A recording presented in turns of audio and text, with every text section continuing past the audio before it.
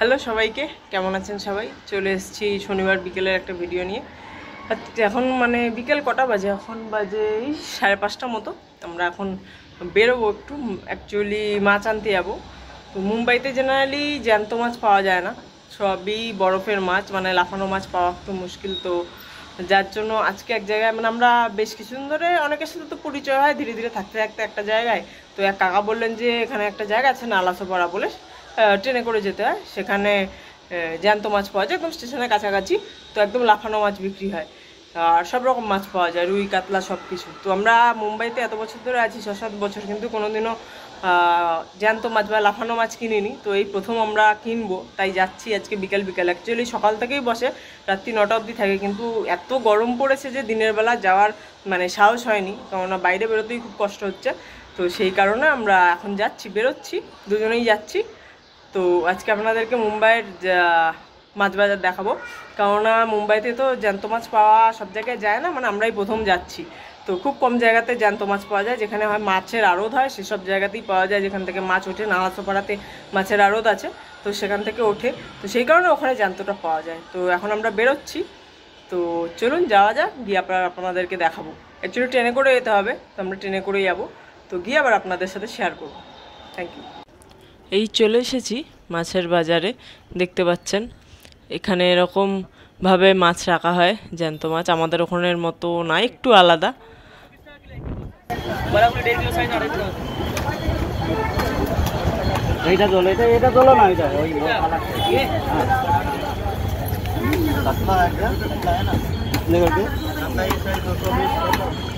कितना वेट होगा कतला का? दिखा सकते हैं कतला उठा के कैसा है? এরপরে আমরা চলে গেছিলাম ভেতরের দিকে, মানে ভেতরেও বাজারটা বেশি। তো আমরা বিকেলে গেছিলাম বলে অল্প ছিল, না তো সকালের দিকে অনেকটাই হয়। তো আমরা এই দোকানটা থেকে নিয়েছিলাম, কিন্তু পরে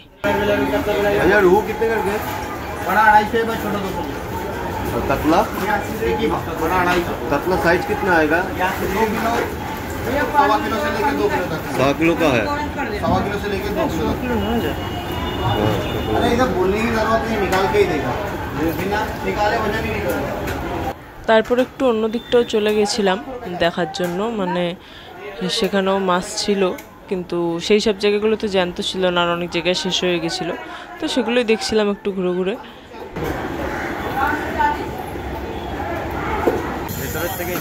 ঠিক আছে, চলো।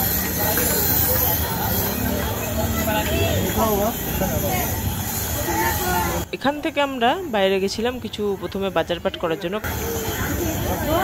কত? 100 গ্রাম 15।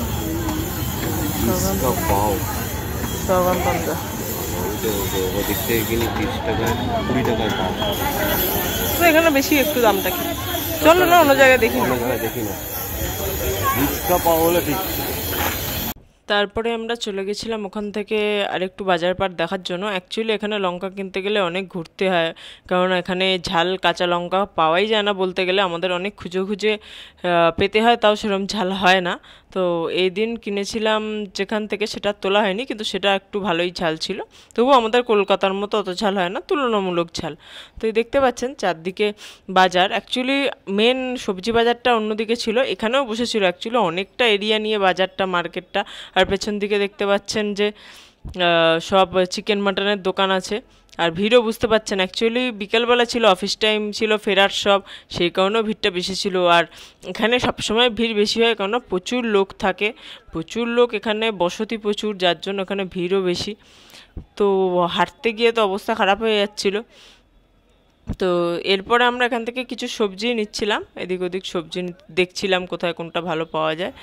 তো দিয়ে এখানে চলে এসেছিলাম। অ্যাকচুয়ালি ও আলুও খুঁজছিল যে কোথায় ভালো আলু পাওয়া যায়, তো এই সাইডটায় ঢুকেছিলাম তো আলু নেওয়ার জন্য, কিন্তু এদিকটা ভালো পাইনি। অ্যাকচুয়ালি আমরা ওখান থেকে আর আলু নিয়ে আসিনি, কারণ ওর পছন্দ হয়নি, আবার খুব দেখে দেখে কেনে।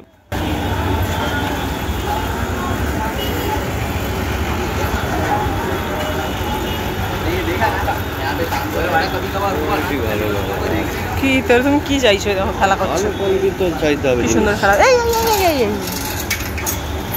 পায়ের মধ্যে চলে আসছে। ভালো হবে মনে তো হচ্ছে না। हल्के लिए कितने करके आधा किलो दो ना 30 টাকা আধা কিলো, তাই তো?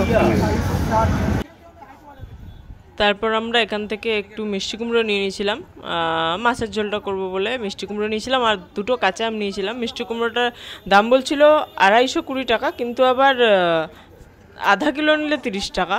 কীরকম দেখুন, এইভাবেই বিক্রি করার প্রসেস এদের, তো যাতে আধা কিলোই নেয় মানুষ। আর সাথে দুটো কাঁচা আম নিয়েছিলাম, তো দুটো কাঁচা আমের দামটা একটু বেশি পড়ে গেছিলো, মানে হিসাব মতো হচ্ছিল 20 টাকা। আমার দামটা ঠিক কত বলেছিল মনে নেই, কিন্তু সামান্য কিছু ওয়েট বেশি হওয়ার জন্য 10 টাকা বেশি নিয়ে নিয়েছিল, 30 টাকা নিয়ে নিয়েছিল।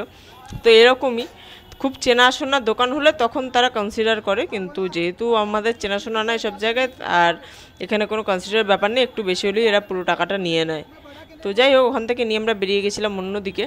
তারপর সেখান থেকে আমরা চলে গেছিলাম একটু লেবু নিতে। তো লেবু দেখতে পাচ্ছেন এরকম ঝুড়িতে ঝুড়িতে রাখা, আলাদা আলাদা ঝুড়ি, আলাদা আলাদা দাম। তো এখান থেকে আমরা চলে গেছিলাম না, একটা বাঙালি মিষ্টির দোকান আছে এখানে, সেটাতে। তো সেইটা আপনাদের সাথে পরের ভিডিওতে শেয়ার করব। তো সেই মিষ্টির দোকান থেকে ঘুরে এসে তারপরে আমরা মাছটা নিতে গেছিলাম। जल्दी आ गए भाई, फिर भी जो टाइम बोले थे उससे पहले आए। हाँ हो गया जल्दी।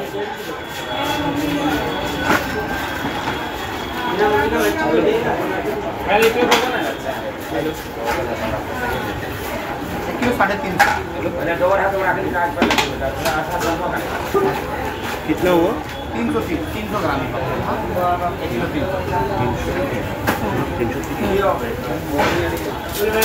এই যে আমাদের মাছটা কাটা হচ্ছে, আর দুটো মাছ আগে কেটেছেন, আগে দুজনের ছিল, তো আমরা কাতলা নিয়েছিলাম। তো দেখতে পাচ্ছেন জ্যান্ত মাছের স্বাদই আলাদা হয়, এখানের মাছটা একটু অন্যরকম। তো যাই হোক, যে দাদা কাটছেন উনিও বাঙালি ছিলেন, ওনার মনে হলো আবার, কারণ উনি কথা বলছিলেন আমি শুনতে পেয়েছি, তো উনিও বাঙালি ছিলেন। তো এই আমাদের মাছ কাটা হয়ে গেছে, তো আমরা নিয়ে তারপরে ডাইরেক্ট বাড়ি গেছিলাম। তো বন্ধুরা, আজকের মতো ভিডিও এখানেই শেষ করছি। আমাদের আজকের ভিডিও কেমন লাগলো জানাবেন, আর আরও নতুন নতুন ভিডিও পেতে আমাদের চ্যানেলটাকে একটা সাবস্ক্রাইব করে দেবেন। Thank you so much.